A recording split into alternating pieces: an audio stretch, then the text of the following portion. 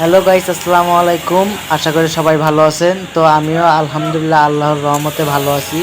তো এটা হচ্ছে গার্মেন্টসের সুইং সেকশনের প্যান্টের বেল সার্ভিসিং। তো এটার রেট হচ্ছে প্রতি ডজনে 5 টাকা। ইনশাআল্লাহ আপনারা যদি এখানে কাজ করতে আসেন তাহলে ভালো টাকা ইনকাম করতে পারবেন। যারা এই কাজ করে দৈনিক 1000 টাকা হাজিরা পড়ে তাদের। শেষ।